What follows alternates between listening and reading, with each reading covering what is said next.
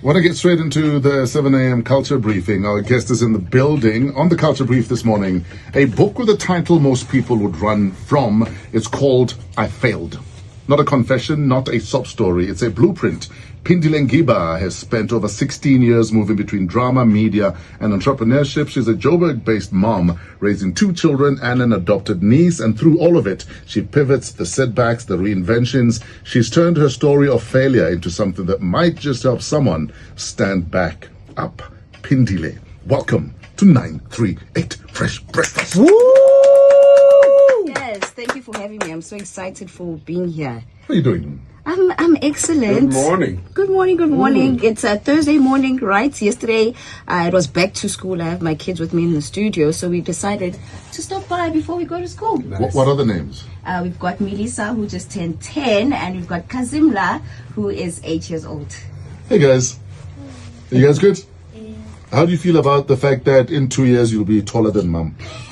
They're growing fast though. No, they really are. Yes? Yeah. I'm looking forward to actually have them be taller than me so that I can feel like I'm old. Yes. You know? Your bodyguards. Yes. From Bela Bela. Anyway, before we jump into the book, Phindile 101. In 30 seconds, tell us as much as you possibly can about you. See, this is your elevator pitch. Yes. You have 30 seconds to convince us that you are the real deal. Okay, am I telling you about myself or the book? Your life story. Oh my goodness. Okay, so I come from Phoenix in Durban, and when I was growing up, I grew up in a household of gender-based violence up until my father killed my mother in my first year of university, and then he killed himself. Oh, wow. And then that's where my life completely changed. I went through that was my first year in university. Then I quickly got married after completing my degree at Wits, and then that's when everything turned south very quickly. I soon discovered that I married a man who was an exact replica of my father. And that's when I was stuck in a very toxic marriage, almost died like my mother, managed to escape. I talk about it in the book. And then when I escaped my marriage in 2020, I went through an identity crisis. I started to date very, very toxic men. And I started to ask myself, what is wrong here? What's going on? And so I had to go back and find out, why am I not succeeding? I felt like I've done everything that needs to be done. Sure. I've worked, I've studied, but where am I? And then I found myself raising my children alone. Yes. So I realized I was not where I wanted to be. So I had to go back and evaluate my life. And I found that some of the problems that I faced are due to the type of environments that I grew up in. Sure. I feel like you've finished the interview. You can go now. Get the book. It's called I Failed, Breaking Patterns and Finding Healing by Phindile Ngiba. Thank you for joining us. I'm kidding, man. What an intro. I mean, you talk about your life and you go through it that quickly, but your book is called I Failed. Yeah. Growing up, what was your perception of failure? You know, interesting. Growing up, I never really associated myself with failure. I thought that when somebody would call you a failure, that was the highest insult they possibly could. And the first time I was actually called a failure was by my now ex-husband. We used to work in his company, and he said to me in front of a client, "You really failed at this." And I was like, "What? You're lying. How can you say that?" So I was really offended.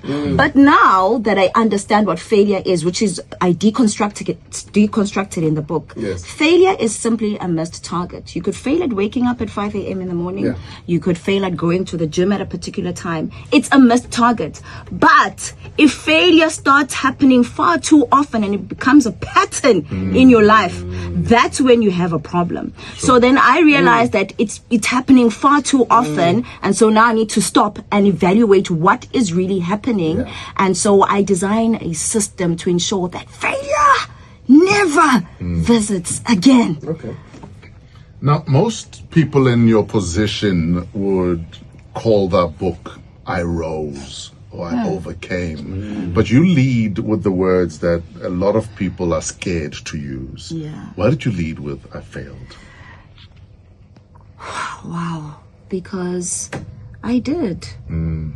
I failed, and I realized that I needed to learn from my failures, and I wanted to write to other women who are facing what I did. And so I knew that saying I failed was going to hit the nail on the head. Sure. Because we mustn't glamorize it. We must just call a spade a spade. But some of these things that you've gone through and a lot of people go through are not entirely things that we ourselves put ourselves through. They happen to us. Okay. You place it now on yourself to say, I failed. That introspection, how did you reach that point? Well, you know what? As I was writing the book, I stepped into a space of self-awareness. It's one thing to, of course, there are things that you don't have control of that happen to you. For instance, like my parents passing. Correct. That, I didn't have control Absolutely. of that. But I had control of choosing who I marry. You see? So, and then I also had control of choosing who I dated. So those things are my fault, my responsibility. So it's very important for you to realize that, okay, yes, there are things that I cannot control, but the things that I can control, you know, how can I do better in those things? You talk about failure in finding a right husband. But looking back, were the signs that said you don't want to walk through that door? Oh, yes, they were.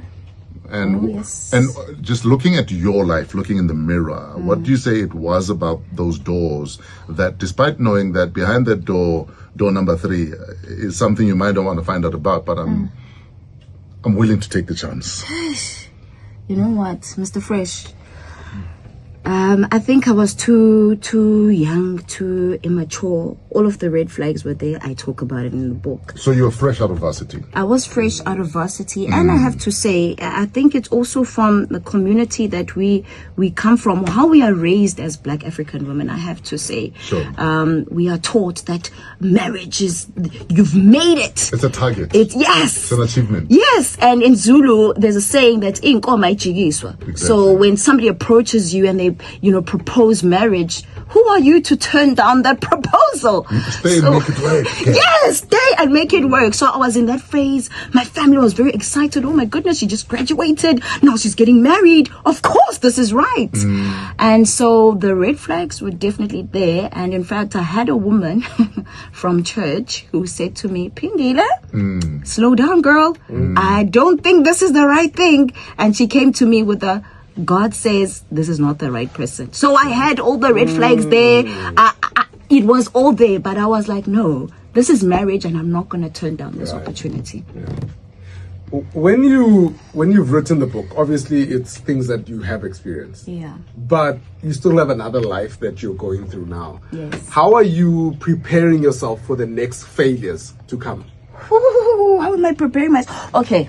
So what I do in the book is I've got, for instance, I've got a red list that I've dedicated to ensure that I don't repeat the same failures. And I've also got a chapter called The Checklist to ensure that, it's very similar to the red list. So I've got systems now in place to ensure that what happened to me then will never happen to me again. And it's not only, I'm not writing a book for myself. I know that there are so many women out there. Ever since I wrote this book, I have to tell you, my inboxes on all platforms have been flooded. I've turned into a overnight counselor. Women saying, I'm not coping. I feel stuck. I don't know what to do. I'm stuck in a toxic relationship. And the reality is, women know this. You know when you are in a relationship that is full of red flags. But you keep begezelling, as we say, because you think, no, one day it's going to be right. One day it's going to work. So when I wrote this book, I wrote it for that lady feeling stuck right now, to ensure that she breaks that pattern before, she makes it down the aisle. 25 minutes after 7. Welcome to the 938 Culture Brief. We're hanging out with Phindile Nkiba, and she's got a book called I Failed, Breaking Patterns and Finding Healing. We're also asking you how you have managed, hopefully successfully, to reframe failure in your lives. Good morning. Yo. You can say what the heck you want about 938, but nobody can touch our music department, man. This is Ronnie Law's friends and strangers on 938. Welcome to the 938 Culture Brief. We're hanging out with our guest this morning, Phindile Ngiba. She is an author. I Failed, Breaking Patterns and Finding Healing. Phindile spent 16 years in drama, media and entrepreneurship. She failed, and she's written a book about it. It's not a pity party. If anything, it is a purpose statement. It reframes setbacks as redirection and demands accountability alongside a little bit of grace. She's hanging out with us on the Culture Brief this morning.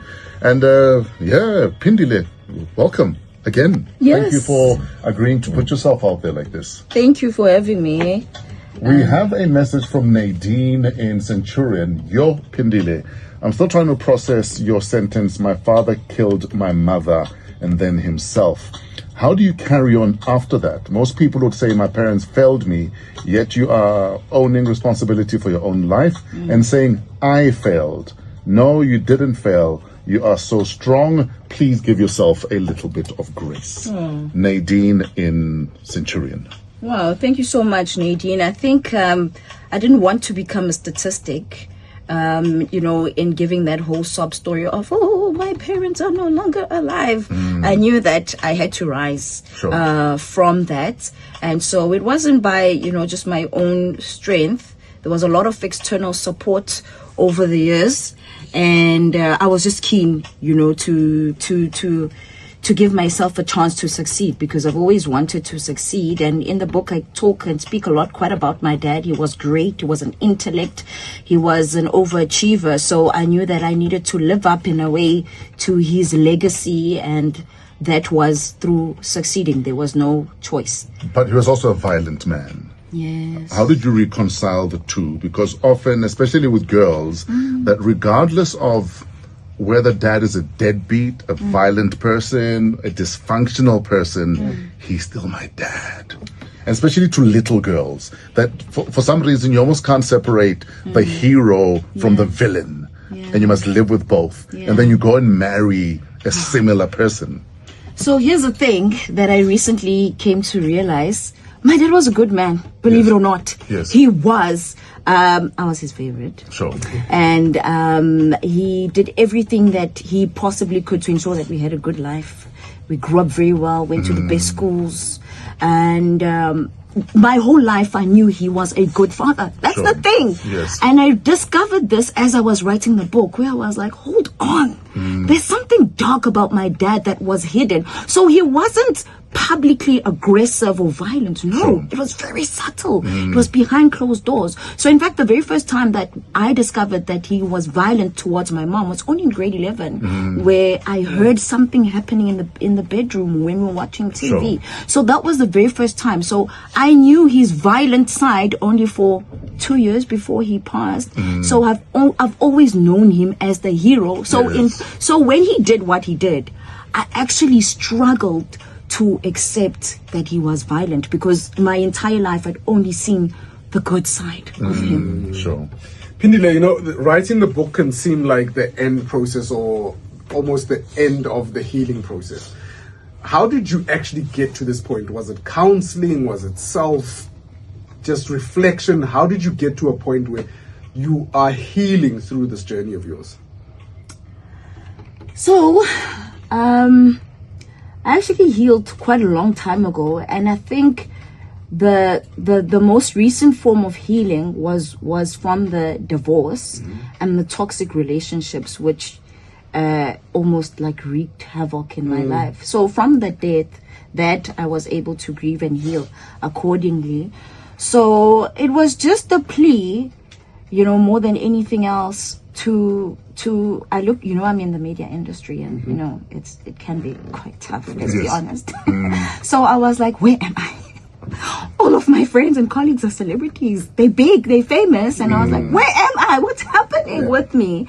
And then I just finished that book already, because my first manuscript was from 2016, actually. So I felt like this was the next step. I feel like I'm ready, and I feel like I'm ready for the new chapter. Now that I know what happened up until this point, I'm ready for the next phase.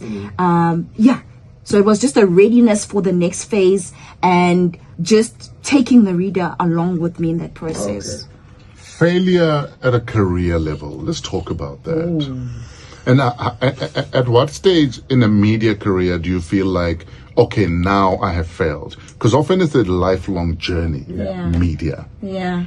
So at which pit stop did you feel like, okay, maybe I need to get off this train at this stop because I failed now?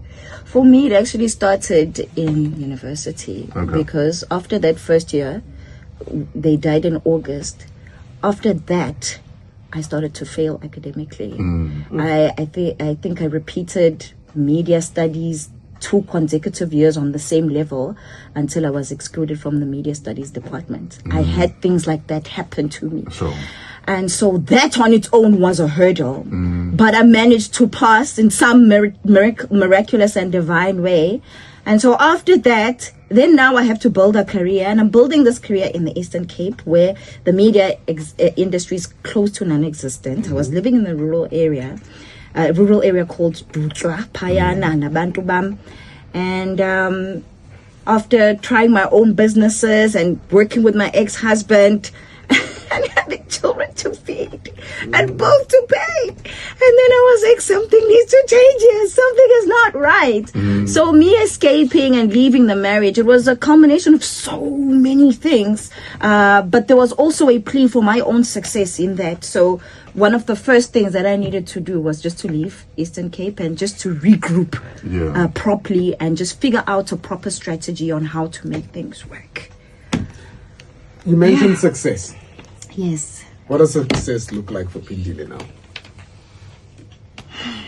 I'm still trying to define that. Okay. I'm still trying to define what that looks like. But I think in this phase, at this moment, as you see, I'm here in the studio with my kids. Yes. At this stage, being a single parent, success for me means putting one foot in front of the other and ensuring that my children are healthy and they have everything that they need. At this point, that's what it means for me, while I build in the background. And we take it for granted that just getting out of bed is a goal achieved. Because there are people who are stuck in bed, debilitated by either fear, sickness, or even failure. They're stuck in bed. So the fact that you can get up and get out of bed, we don't give ourselves enough kudos for that because we take it for granted. I've been doing that my entire childhood. I've been getting up and going. But for someone out there that is dealing with a lot, just getting out of bed is a task. So we need to give ourselves a bit of grace. Absolutely. If you're still able to get out of bed, if you're still able to take a bath or shower, kudos to you. Sure. Now, writing about your own failures means you decide which warts the world can see, which scars the world can see. What was your process in drawing the line between, okay, I can share this, or this I'm going to keep to myself? I didn't keep anything to myself in that book. Okay. I had to put it out there for everybody to see. And so, hence, the book is a bit pricey. Sometimes people ask me, what? This book is 400 Rand. I'm like, you don't know what's in there. That's everything about me, my deepest, darkest secrets. People who have read that book say to me, wow, I can't believe you wrote about that too. I didn't conceal anything in that book. Everything is there because I feel like so many of us try to present our most polished versions and people resonate with the truth and realness, and I felt it was my responsibility. If I'm writing about failure, I might as well just put everything in there. And that's exactly what I've done. Where do we get the book? You can get the book from our website, phindilengiba.com, and click on I Failed, and you'll be able to make your purchase there. That's how you get my book. Delivery time? So it takes about, depending on where you are. So far, we only deliver within South Africa. And so close to a week, depending on how far you are, we use the courier guy for deliveries. Okay. Do you have an online presence as in an online book? Yes, there is an ebook. There's an ebook? Yes. Okay. That I'm still trying to get out on Amazon and other digital platforms, which will be available soon. Audiobook? Not yet. I'm in the process of that. Can we hook you up with essay books online? Yes. If you contact them today, your ebook and your audiobook could be live by next week. Oh, really? Yes. Thank you for that. So can that be my challenge to you? Yes. That will get you in touch with Essay Books Online, record your ebook. If you get it done this week, your book will be out next week. Then you can tell people your story in your voice, you see. Yes, that's actually something I've been working on, because we live in a generation of people don't read, actually. Sometimes people are just busy. Or they're busy. You know what I mean? So, for instance, Trevor Noah's book, I got a Born a Crime. I got the ebook because I wouldn't have time to read it. I drove to Nelspruit. I was done with half the book. I drove back. I spent almost 8 hours with Trevor in my car. Yes. Yeah. And by the time I got back here, I knew the entire story, and I felt like he was sitting next to me telling me the story. And that's the power of That's the ebook, power of audiobooks, audio. especially in the voice of the author. So don't sleep on yourself. Oh, yes. Yes. Thank you for that. I'm on your website. I see you also do a lot of speaking events. Yes. How do we book you, and what is some of your subject matters that you tackle? Well, right now I'm really heavily involved with young high school girls, currently working with Nova Pioneer South Africa. We're working on an event June 16 that is going to mentor young girls. We're starting with the Gauteng leg. 500 girls are going to be highly impacted in a day of motivation, fitness, and therapy. And so that's the space I'm really involved in at the moment. So it's young girls and it's also women. You'll find the details on the website. If you want to book me, it's available there for you. So as long as you're on there, you should find everything that you need. Great website. Thank you. 7:50, this is 938 Culture Brief. We're hanging out with Phindile Ngiba. The book is I Failed, Breaking Patterns and Finding Healing. We're gonna go for traffic. We've got traffic, right? Or not? Sorry, Game is doubling as Phindile's cameraman for her content because he's a nice guy. So The influencer today. But thank you for sharing your stories. Let's talk about how you pivot out of your failed ventures. Good morning, Uncle Fresh. I'd love. The bigger dream is to actually build a school. That's my long-term goal. Okay. I'm really passionate about education and children and raising the next generation of global leaders, and I feel like we need to invest in children. I'm also an online teacher, by the way, so Okay. I What teach do you children. I actually teach that I read, and I also teach them the Bible. Okay. And so I'm inspired by raising children, and I feel like there's so much work that needs to be done in them to ensure that they don't, especially the boy child. I know a lot of the work that I do is, focused on girls and women empowerment, but I feel like we need to give our boy children more attention so that they don't become the toxic husbands that we've married.